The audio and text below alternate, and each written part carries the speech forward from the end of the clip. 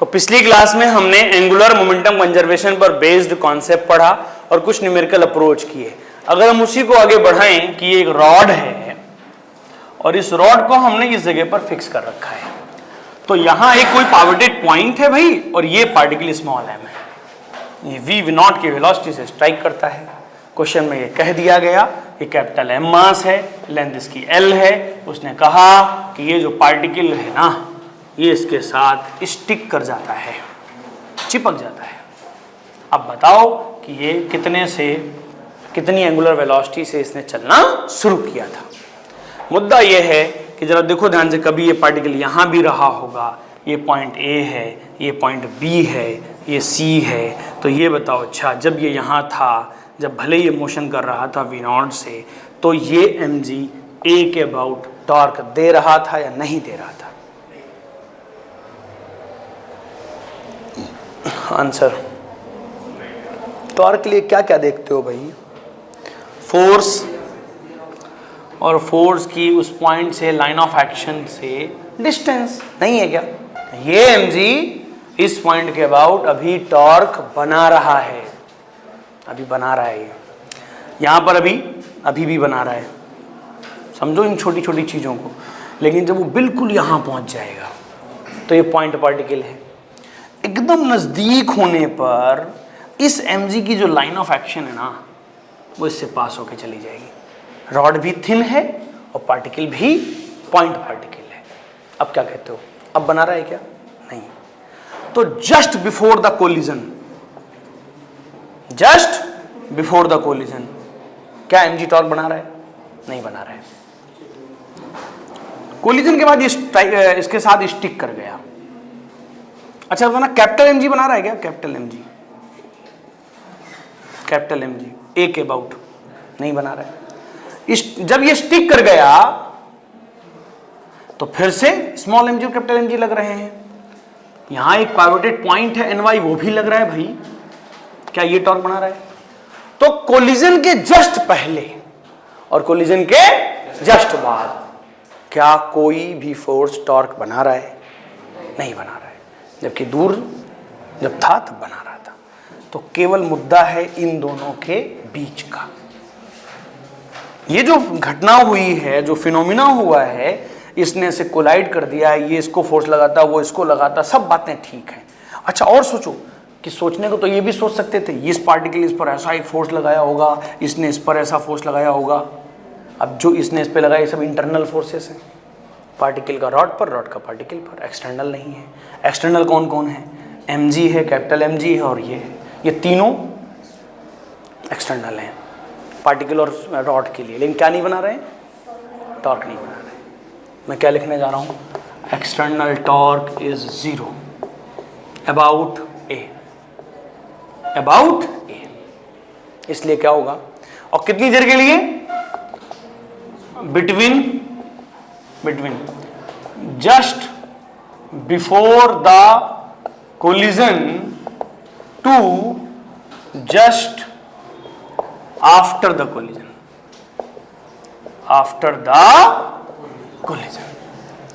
Collision के just पहले से लेके कोलिजन के जस्ट बाद। चलो बताओ, L ऑफ I, ये टाइम t0 माइनस है और ये है 0 प्लस। इसका क्या मतलब है?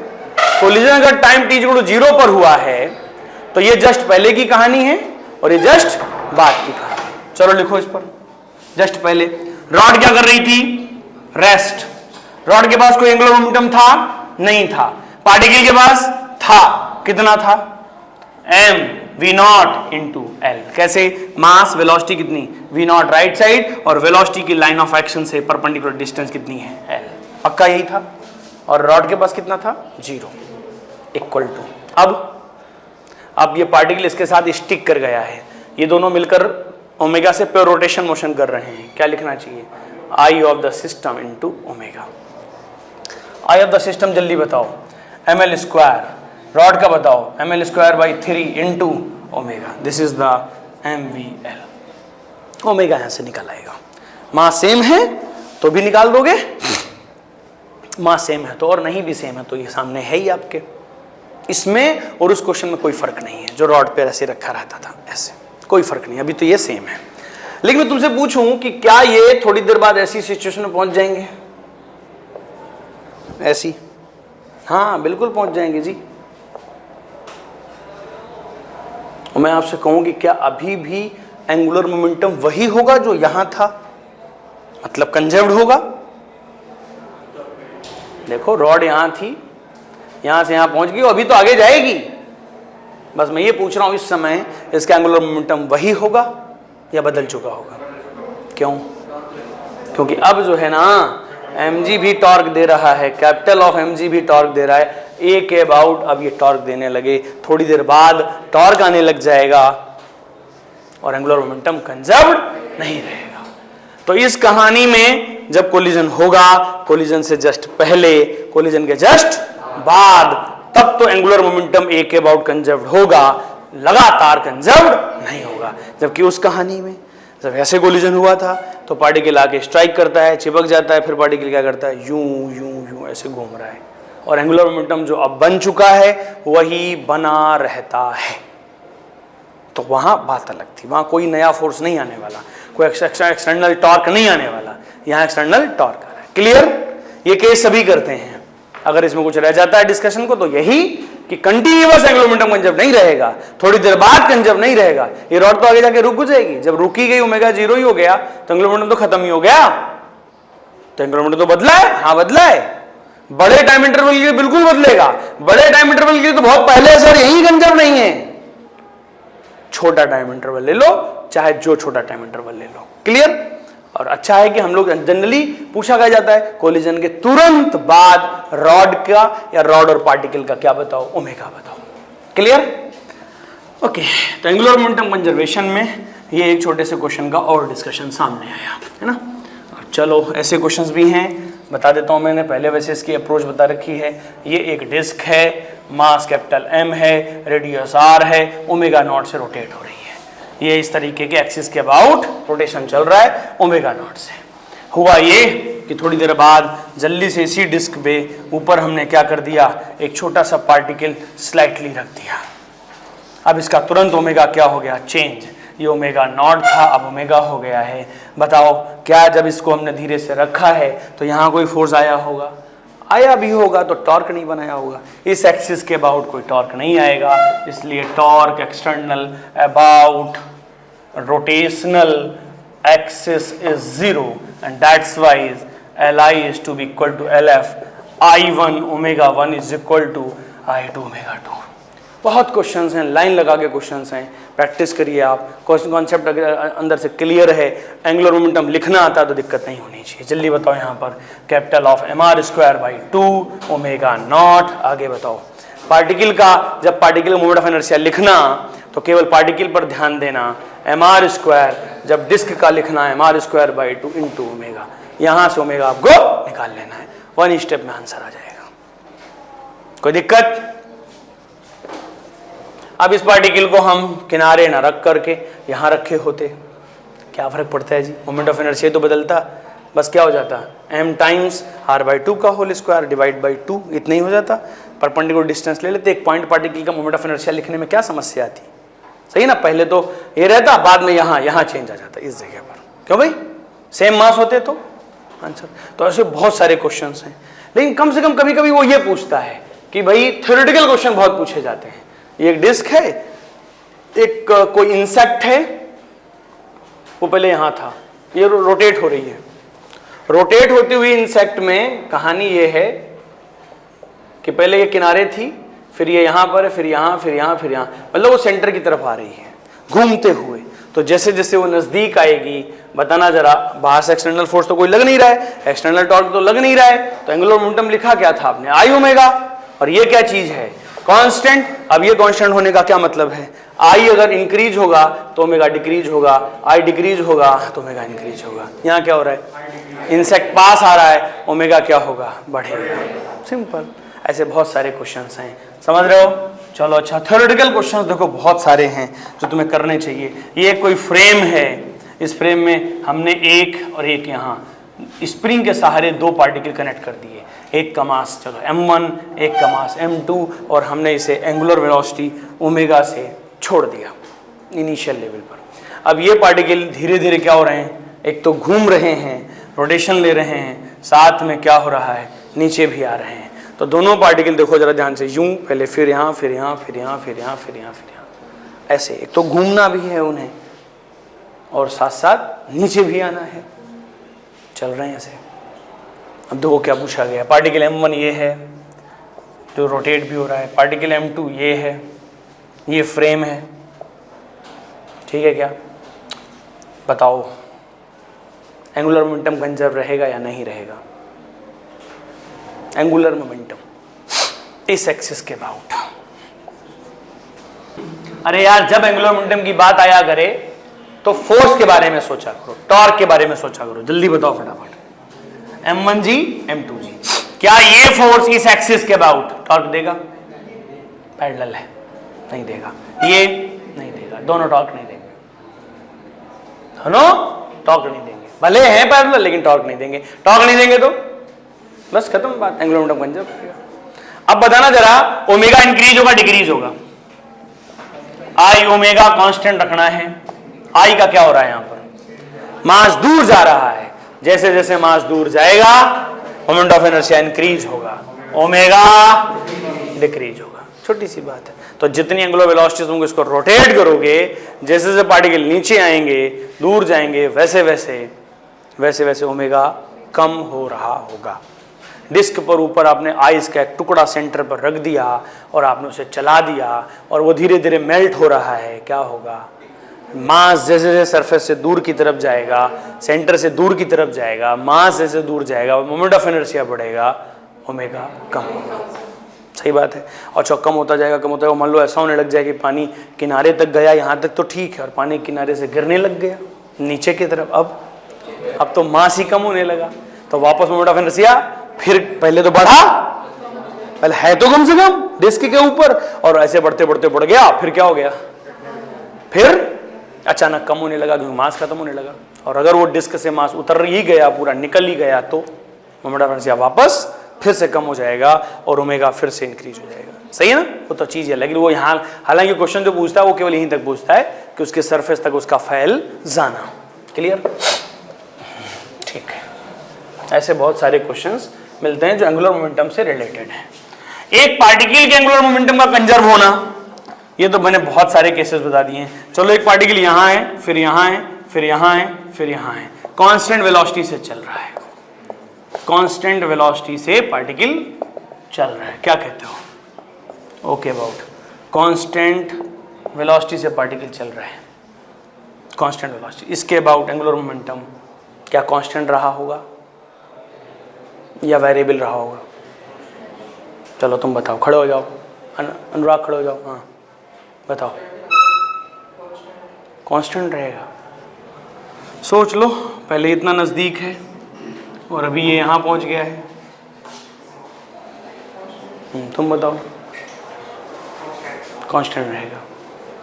कितने लोग कह रहे हैं कांस्टेंट रहेगा? आप तो बैठ जाओ दोनों लोग, हैं? कितने लोग कह रहे हैं कांस्टेंट रहेगा? इधर चेंज होगा, ऐसा कितने लोग कह रहे हैं? चेंज होगा। क्या बात है। अच्छा, इसका ये मतलब हुआ कि जब यहाँ पर m है और ये वेलोसिटी है, तो तुम इस समय जब एंगुलर मोमेंटम लिखोगे तो लिखोगे कैसे? मास mv0 into line of action की परपेंडिकुलर डिस्टेंस। मुझे लगता है यही तो लेना चाहोगे, ले ली, चलो ले ली, लिख दिया, डायरेक्शन क्लॉकवाइज। जब पार्टिकल यहाँ पहुँच गया तब भी यही लिखोगे। अच्छा, जब पार्टिकल यहाँ पहुँच गया तो line of action of velocity perpendicular distance mass है, तब भी शायद यही लिखेंगे। और यहाँ पहुँच गया तो क्या बदल रहा है बताना जरा, बदल कैसे रहा है ये बताना जरा। डायरेक्शन बदल रही है, नज़दीक होना, पास होना, ये सब था क्या मामला? फिर पार्टिकल ये यहाँ है, इससे पहले और पहले होगा, ये तो बहुत दूर था, बहुत दूर जाने वाला है। हाँ, कैसे सोचेंगे? अरे इससे सोचेंगे भाई, मास v0 परपेंडिकुलर डिस्टेंस भले पार्टिकल यहाँ हो, इससे क्या फर्क पड़ता है, दैट इज रिमेन कांस्टेंट। और अभी अगर ऐसे पूछता ना भाई ऐसे ये वाला, तो सबका आंसर आ जाता। क्यों? ये पढ़ा दिया है, ये देख लिया है। हम तो वही बताएंगे जो एक बार दिखा दोगे हमें, नया नहीं बताएंगे। ये तिरछा था, ये सीधा सीधा था, ये बता देंगे। क्यों? हाँ, इसमें अगर पूछता मैं वेलोसिटी कांस्टेंट है, बताओ एंगुलर मोमेंटम कैसा रहेगा, बताओ जरा। कितने लोग कह रहे हैं कांस्टेंट रहेगा? क्या हुआ? कांस्टेंट है कि नहीं है? वी नॉट कांस्टेंट है, स्ट्रेट लाइन पाथ है, direction constant, magnitude constant. Okay about constant है कि नहीं है? पक्का? इस बार डर नहीं लग रहा है? कितने लोग कह रहे हैं कांस्टेंट है? ये क्यों डर क्यों लग रहा है तुम लोगों को? कांस्टेंट है। कितने लोग कह रहे हैं वेरिएबल है यहां पर? हाँ भाई, पक्का कांस्टेंट है। तो ये डर क्यों रहे थे लोग फिर? क्यों आंसर नहीं दे रहे थे तुम लोग? क्या सोचने को था यहां पर? मास m है, वेलोसिटी v है, परपेंडिकुलर डिस्टेंस यही रहेगी, d परपेंडिकुलर लगातार क्या रहेगा? कांस्टेंट रहेगा। एक पार्टिकल का भी कांस्टेंट या कंजर्व्ड है कि नहीं है, ये अपने आप में एक बड़ी बात है। और फिर है सिस्टम, जब एक से ज्यादा लोग हो, तो एक से ज्यादा लोगों में क्या देखना पड़ता है? टॉर्क। देखना तो यहां भी पड़ता है टॉर्क, लेकिन कम से कम यहां और दूसरी चीजें भी हैं, मास, वेलोसिटी और परपेंडिकुलर डिस्टेंस। तीन चीजें देख लो, और अगर तीनों चीजें क्या हैं? कांस्टेंट हैं, तो फिर मामला ठीक है। चलो अच्छा, एक पार्टिकल को हमने यहां से रिलीज कर दिया, V0 से इसको प्रोजेक्ट कर दिया, यहां से परपेंडिकुलर डिस्टेंस है, O पोजीशन है, ये G से नीचे एक्सीलरेट हो रहा है। बताओ अच्छा, जब पार्टिकल यहां है, जब पार्टिकल यहां है, जब पार्टिकल यहां है, 1 या 1 ये मान लो, 2 ये है, 3 ये है, 4 ये, इस पॉइंट के अबाउट एंगुलर मोमेंटम कांस्टेंट है या वेरिएबल है? कितने लोग कह रहे हैं वेरिएबल है? वेरिएबल, हाँ। कांस्टेंट पक्का? एक्सप्लेन करो जरा बढ़िया से, मुझे समझ आ जाए। ऐसे एक्सप्लेन करना। जब यहाँ था तब कितना लिखा अपन ने? m into V0 into T. जब यहाँ था, इस समय की वेलोसिटी v होगी, और यहाँ से तक अंडर ग्रेविटी मोशन किया है इसने, तो v equal to u plus a t. तो V0 plus g into t into d, ये t कुछ ना कुछ होगा t1। अच्छा, तो ये और ये फर्क नहीं है क्या इसमें? फर्क है, 100% है। स्पीड क्या हो रही है? बढ़ रही है। यहाँ क्या हो रहा है? स्पीड और ज़्यादा, यहाँ स्पीड और ज़्यादा, लगातार स्पीड बढ़ रही है। तो स्पीड लगातार अगर बढ़ रही है, परपेंडिकुलर डिस्टेंस सेम है, स्पीड कंटिन्यूअस बढ़ रही है। माना कि क्या नहीं बदल रहा है? परपेंडिकुलर डिस्टेंस नहीं बदल रहा है, लेकिन स्पीड बढ़ रही है। क्या रहेगा? Angular momentum variable. सही है? अब तो बता दोगे? हाँ, बता दोगे ना, ऐसा मैं मान लेता हूं। ठीक है, एक पार्टिकल का देख लिया आपने, बॉडी का देख लिया, थोड़ा बहुत सिस्टम में अगर कुछ वेरिएशन आ रहा है तो वो भी आप चेक कर लोगे। सही है? बाकी क्वेश्चन सब ज्यादा किसके दिए हुए हैं? डिस्क वगैरह के, कि एक डिस्क है, दो पार्टिकल हैं, वो कभी किनारे रखता है, कभी बीच में रखता है, कभी पहले बीच में रख देता है सेंटर पर, बाद में किनारे पहुंचा देता है। क्या लगाइए? Angular momentum conservation. बस ढंग से आपको I1 omega 1 equal to I2 omega 2 लगाना आता हो, वैरायटी पूरी हो जाएगी। सही है? Okay, the topic is completed. बात करते हैं प्योर रोलिंग की। This is the most important topic of this chapter, है ना? देखें, अगर हम बात करें कि कोई ये डिस्क है, या स्फीयर भी ले सकते हो, ये डिस्क है और ये बॉडी प्योर ट्रांसलेशनल मोशन कर रही है। इसका यह मतलब होता है कि सेंटर ऑफ मास की जो भी वेलोसिटी है, बॉडी के हर पॉइंट की वही वेलोसिटी होनी चाहिए। इसके अलावा किसी को किसी और डायरेक्शन में चलने की इजाजत नहीं है, नहीं चलना है।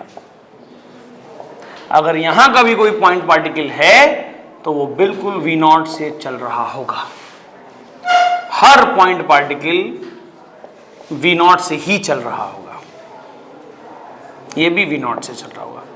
इनमें से कुछ खास नाम दिए जा रहे हैं। A सबसे लोवेस्ट पॉइंट है, फिर B, फिर C और फिर D, और हर पार्टिकल V नॉट से चल रहा हो, कहीं का भी, यहां का, अगर प्योर ट्रांसलेशनल मोशन है तो सही है। और अगर प्योर रोटेशन मोशन है, अगर प्योर रोटेशनल मोशन है तो कहानी ये है कि अगर ये ओमेगा से चल रहा है ना, तो आप इससे लाइन ज्वाइनिंग करो और जो भी डिस्टेंस आए उसके परपेंडिकुलर सेंस ऑफ रोटेशन की डायरेक्शन में उसको स्पीड दे दो, that is the r omega. ये इसकी स्पीड है, ये मोशन कर रहा है। इसके पास वेलोसिटी किधर होगी, 90 डिग्री एंगल पर जाओ और सेंस ऑफ रोटेशन की डायरेक्शन में आर ओमेगा। इसके पास आर ओमेगा, इसके पास आर ओमेगा। उन खास चार नामों के बारे में बात करूं मैं अगर, तो वो चार थे A, B, C, D। O central location point है, उसके पास कोई वेलोसिटी नहीं है, V ऑफ O इज 0। कोई कहे कि इस पॉइंट की वेलोसिटी बताओ, तो सिंपल सी बात है, लाइन ज्वाइनिंग के क्या परपेंडिकुलर, कितना, आर ओमेगा। अच्छा, इसकी वेलोसिटी कितनी होगी, जो डिस्टेंस यहां से r/2 है, तो केवल और केवल ये कम हो गई भाई, r/2 ओमेगा, जबकि इसकी पूरी है r ओमेगा, इसकी r/2 ओमेगा। किसी भी और जनरल लोकेशन की चलो बात करते हैं, इसकी अगर आप इसकी बात करते हो तो इसके पास इस डायरेक्शन में वेलोसिटी होगी r omega. A, B, C, D ये तो खास नाम हैं ही, साथ साथ कुछ और नाम भी हैं, P1, P2, P3, कुछ ऐसे खास नाम मैंने और ले लिए हैं बस एक बार देखने के लिए। P1, P2, P3 ये प्योर रोटेशनल मोशन है, प्योर ट्रांसलेशनल मोशन है। दोनों मोशन को आप कंबाइन कर दो। अच्छा, हर पॉइंट की वेलोसिटी वेक्टरली ऐड कर दो, हर पॉइंट की वेलोसिटी वेक्टरली ऐड कर दो। सेंटर ऑफ मास की वेलोसिटी V नॉट, यहां 0 मिलाकर V नॉट, इसके पास V नॉट, और बताओ एक और R ओमेगा, इसके पास V नॉट, नीचे बताओ R ओमेगा। फिलहाल उधर से बताओ V नॉट ये, और इधर से बताओ R ओमेगा किधर, लेफ्ट। यहां से बताओ V नॉट, इधर बताओ R ओमेगा। चलो इसकी बताओ, इस पॉइंट की इस तरफ बताओ V नॉट, और इस तरफ बताओ ये R ओमेगा। सुन रहे हो क्यों, ये वाला R ओमेगा दे दिया और वो वाला V नॉट दे दिया। चलो इसकी बताओ, इसकी राइट साइड बताओ V नॉट, और इस तरफ बताओ 90 डिग्री एंगल पर R/2 ओमेगा। ये सही है, हर पॉइंट की बात कर सकते हो। इसकी भी इस तरफ V नॉट, देख रहे हो V नॉट, और बताओ R ओमेगा। इसे कहते हैं कंबाइंड मोशन। क्या कहते हैं, कंबाइंड मोशन। अच्छा, अभी देखना, इस बॉडी को अब आप एक काम करो, नीचे इसके एक सरफेस रख दो। जब ये कंबाइंड मोशन की बॉडी किसी सरफेस पर रखी गई, चलो माना कि वो सरफेस रेस्ट है, तो अगर ये सरफेस रेस्ट है तो जिस बॉडी पर रखा गया ना, बॉडी के पॉइंट को नाम हम A दे चुके थे, ये पॉइंट A था, ये पॉइंट A था, जिस पर रखा उसका नाम A' है। तो बॉडी ने जिस पॉइंट को छुआ, टच किया किसी और सरफेस को, उसका नाम था A', बाकियों से मतलब नहीं था। V not R omega, V not R omega, V not R omega, और भी वो सारे नाम जो हमने दिए हैं। लेकिन अब ए को एक राइट साइड वेलोसिटी बना रही थी v नॉट, एक बना रही थी r ओमेगा। यहां तक तो जो मर्जी आए वो बनाए। अगर ये 10 है, ये 10 है तो 0, ये 10 है, ये 4 है, 6, ये 20, ये 5, तो लेफ्ट साइड 50। यहां आने के बाद अब a को इस हिसाब से चीजें तय करनी है, a को इस हिसाब से चीजें तय करनी है कि a डैश का क्या हाल है। ये पूरी की पूरी टेबल क्या कर रही है? रेस्ट। अच्छा, पूरी की पूरी टेबल, पूरी की पूरा प्लांक अगर रेस्ट पर है, प्लांक पूरा रेस्ट पर है, तो a डैश क्या कर रहा होगा? रेस्ट पर होगा। अब कई बच्चे इसमें भी कंफ्यूज हो जाते हैं कि पूरा प्लांक रेस्ट पर है, सरफेस रेस्ट पर है, a डैश का पता नहीं है। पक्का a डैश क्या है? रेस्ट पर है। अब अगर a पॉइंट जो बॉडी का है, बॉडी का कांटेक्ट पॉइंट, सरफेस के कांटेक्ट पॉइंट की अगर दोनों की बात की जाए तो यहां स्लिपिंग नहीं होनी चाहिए। अब स्लिपिंग नहीं होने का क्या मतलब है? दोनों का हाल एक जैसा होना चाहिए। और एक के बारे में हमें पुख्ता जानकारी है, कंफर्मेशन है। बताओ वो कंफर्मेशन क्या है? कि a डैश की वेलोसिटी 0 है। आराम से लाइन पकड़ना। तो जब a डैश की वेलोसिटी 0 है तो a की वेलोसिटी अब फॉर देखना नॉट स्लिपिंग, जरूरी हो गया कि v और v a डैश बराबर होने चाहिए। और a पर एक राइट एक लेफ्ट बना रहे थे तो v not minus r omega की वैल्यू 0 के इक्वल होनी चाहिए। पता चला कि यहां से कि v नॉट की वैल्यू r ओमेगा के बराबर होनी चाहिए। v कह रहे हो अगर आप, तो v की वैल्यू r ओमेगा के बराबर होनी चाहिए। अगर नीचे की सरफेस रेस्ट है तो फिर v जुगड़ो r ओमेगा होना चाहिए। तो बॉडी क्या नहीं कर रही होगी? स्लिप नहीं कर रही होगी। बॉडी के ट्रांसलेशनल वेलोसिटी को v दे दो, आप यहां सब जगह v कर दो। चलो बताओ यहां पर क्या करोगे? v जोड़ r ओमेगा, तो यहां क्या गया? v equal to r omega. अच्छा, अब नीचे एक प्लांक है और वो प्लांक में v नॉट से चलाना चाह रहा था। अच्छा, यहां पर वही हाल है जैसे इसका v ट्रांसलेशनल वेलोसिटी और ओमेगा रोटेशनल वेलोसिटी है। इस हिसाब से यहां क्या था? a पॉइंट के पास right side v nought, left side कितना था? नहीं, v और लेफ्ट साइड कितना था? r omega. और ये क्या था? a dash. बताना a डैश कितने से चल रहा था? हाँ, ये बहुत बड़ी बात है कि पूरा का पूरा प्लांक तो v नॉट से चल रहा है ना। जैसे मार्कर को मैं चलाऊं ऐसे ऐसे और मैं पूछूं कि मार्कर तो जा रहा है 10 की स्पीड से, मैं पूछूं उसका ढक्कन कितने से चल रहा है, तो कई लोग कंफ्यूज हो जाते हैं कि मार्कर का पता है, ढक्कन का पहले आप बोलो ये भी चल रहा है 10 से, तब हम बोलेंगे। हम नहीं कहेंगे कि भाई हाँ ये कॉमन सेंस की बात है कि पूरा मार्कर अगर 10 की स्पीड से चल रहा है तो ढक्कन तो चलेगा यार 10 की स्पीड से, है ना। तो बताओ फिर a डैश कितने से चल रहा होगा? v नॉट से। तो अगर ये राइट साइड चल रहा है v नॉट से, तो फिर अब अगर स्लिप नहीं होना है, स्लिप, तो फिर इसको इसके जैसा होना पड़ेगा। तो फिर ये 10, अगर ये 20 है या 2 है, चलो 2, तो ये 2 है और ये 10 है तो इसको 8 होना पड़ेगा। ये 20 है तो 18 होना पड़ेगा, 15 है तो 13 होना पड़ेगा। कुल मिलाकर इसको a को कितनी वेलोसिटी बनानी पड़ेगी? va और va डैश सेम होने चाहिए। v minus r omega v not की इक्वल होना चाहिए। तो v की वैल्यू इस बार r omega plus v not होनी चाहिए। यहां तो v की वैल्यू r ओमेगा से क्या हो गई? ज्यादा। ये ज्यादा नहीं हुआ तो रिजल्टेंट वेलोसिटी नहीं बनेगी, और टचिंग पॉइंट के पास रिजल्टेंट वेलोसिटी है, मामला गड़बड़ हो जाएगा। मान लो ऐसा हुआ, सोचने में क्या जाता है? देखो ये प्लांक नीचे लेफ्ट साइड चल रहा है, लेफ्ट साइड, इसका हाल वही था। बॉडी v से तो राइट साइड जा रही थी, ओमेगा से रोटेट हो रही थी। बताओ भाई, हाँ बताओ। इसके पास ये v था, इसके पास r ओमेगा था a के पास, a डैश के पास क्या वेलोसिटी थी? हाँ आप तो मत डरो यार, कम से कम बताओ।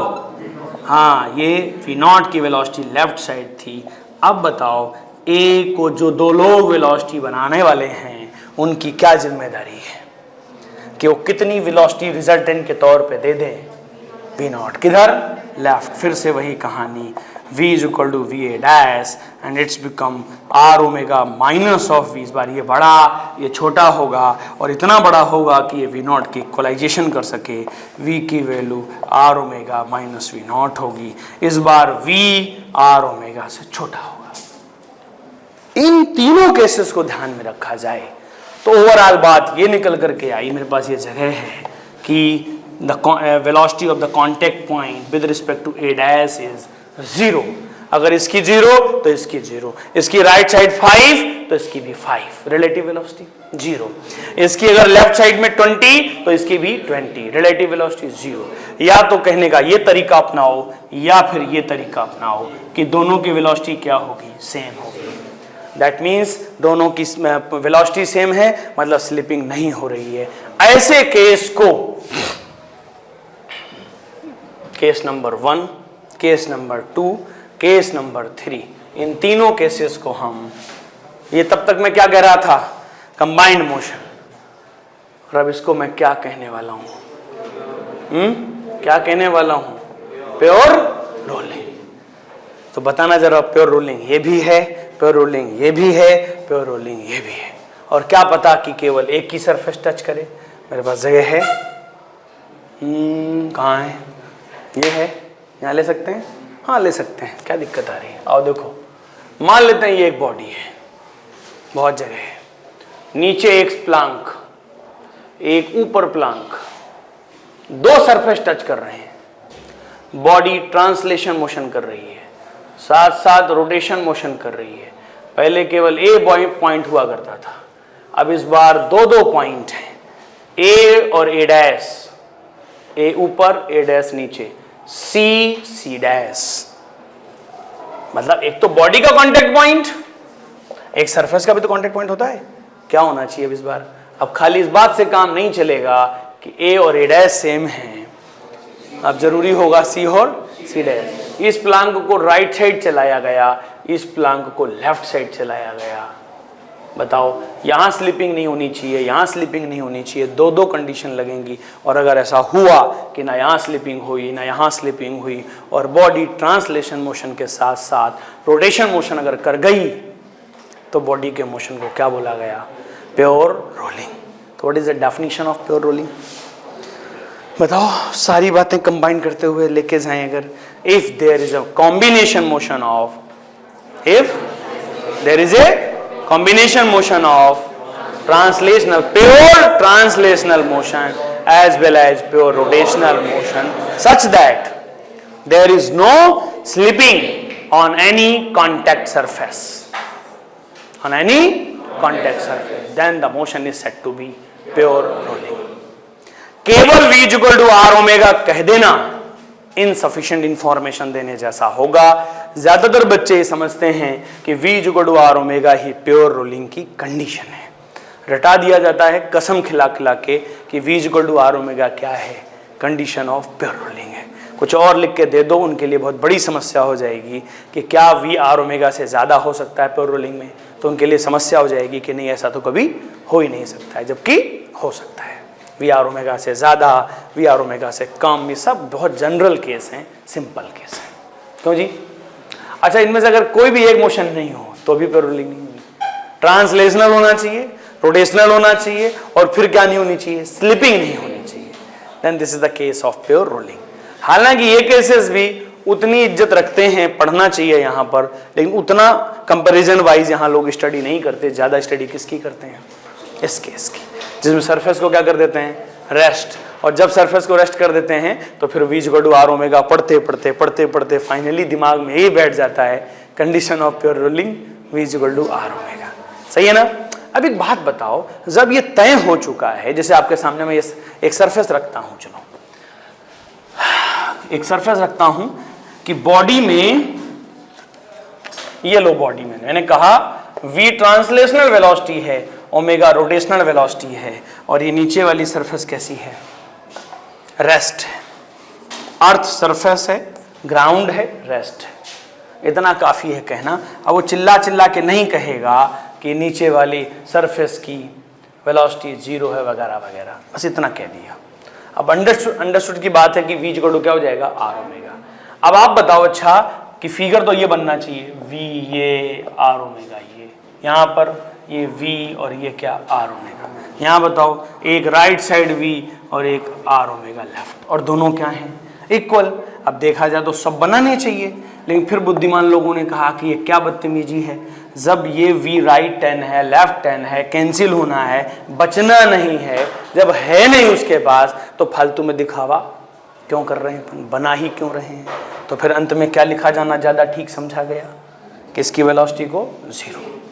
अब ये भी बदतमीजी ही है कि जब v और r ओमेगा इक्वल ही हैं तो या तो r ओमेगा को v लिख दो या फिर v को r ओमेगा। और ज़्यादा उचित डिसीजन क्या लिया गया, बताओ, v को हटाकर सब जगह r ओमेगा लिखें, या ज़्यादा ठीक लगेगा कि हम हर जगह r ओमेगा की जगह v लिखें, क्या बेटर था। हाँ, यही डिसीजन लिया गया कि जब ये कंफर्म हो गया है कि प्योर रूलिंग का केस है तो चलो ऐसा करते हैं कि सब जगह जहां जहां r ओमेगा है वहां वहां v लिख दो, और इस चक्कर में इसको v, बताओ ये क्या बन गया, ये यहाँ पर v√2 बन गया, ये v और v मिलकर क्या बन गया 2v बन गया, ये वाला ये v और ये v मिलकर के क्या बन गया v√2 बन गया, और इसको क्या लिखा गया, ये va = 0 हुआ। कई लोगों को ये बात हालांकि बर्दाश्त नहीं हो रही थी कि पूरी बॉडी चल रही है और एक पॉइंट रेस्ट पर है। गजब सा मोशन था, अजीब सा था कि इसको लोग ज़बरदस्ती बर्दाश्त कर रहे थे।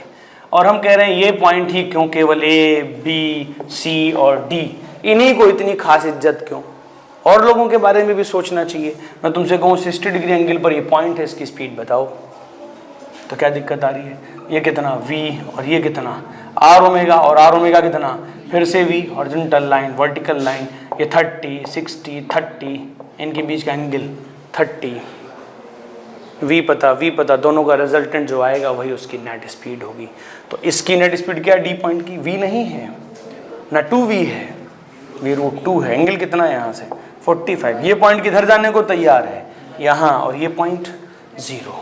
तो मोशन कुछ ऐसे होता है जैसे कि बॉडी है, ये से जाती है और ये से ऐसे टच करती है, छूती है बस, और फिर इसके बाद उठ जाती है ऐसे, देख रहे हो क्या, ऐसे टच करना, यूं जाना, टच करना और फिर छोड़ देना, फिर दूसरी बॉडी को टच करना, फिर छोड़ देना, फिर ऐसे। और उस मूवमेंट में क्या करना, ट्रांसलेशन मोशन भी करना और रोटेशन मोशन भी करना। लेकिन एक होता है स्लिपिंग होना, देखो ये, और एक होता है चलना, देखो चलते हुए आगे भी बढ़ना है और टच भी करना है। तो कहानी ए पोजीशन पर कुछ ऐसी है जैसे कि बॉडी सरफेस के ए पॉइंट को क्या करती है, टच करती है, वर्टिकली टच करती है और फिर ये छोड़ देती है। क्यों ऐसे टच कर रही होती है, अब थोड़ा बहुत तो रहता होगा, उसके बाद ये इसको टच करती है, इसको छोड़ देती है। सुन रहे हो क्या, इसको छोड़ चुकी होती है। ये नहीं होता है जैसे इसको टच कर रही है फिर ऐसे चले, ये इस तरह का मोशन नहीं हो पाता है। टच करना और फिर छोड़ देना, फिर ये टच करना, इस तरह। और मतलब अभी ए का मौका है, इसका मतलब तुम समझ रहे हो ये वाला पॉइंट क्या करेगा थोड़ी देर बाद। अभी इसके बाद स्पीड है, अभी है, छूने वाला है ये पार्टिकल सरफेस को, छूते छूते बताओ क्या कर जाएगा, टच करते करते अपनी वेलोसिटी को 0 कर चुका होगा। और यहां इसने अपनी वेलोसिटी थोड़ी थोड़ी क्या कर ली है, हाँ, थोड़ी थोड़ी इंक्रीज कर ली है, देख रहे हो। इसका मतलब है पूरी बॉडी में केवल एक अकेला ऐसा पॉइंट है फिलहाल इस केस में जिसकी वेलोसिटी कितनी है, 0। सही है।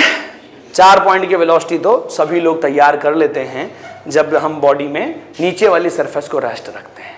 अब अगर कोई कहते कि नहीं हम 2v नहीं लिखेंगे, हम तो लिखेंगे 2r ओमेगा, तो कोई प्रॉब्लम नहीं है, तुम्हारी मर्जी। तुमने इस बार v को पसंद नहीं किया, v को हमने r ओमेगा लिख दिया, तो 2r ओमेगा लिखो या 2v लिखो, चलेगा ना। ओके, ये प्योर रोलिंग का क्या था, इंट्रोडक्शन।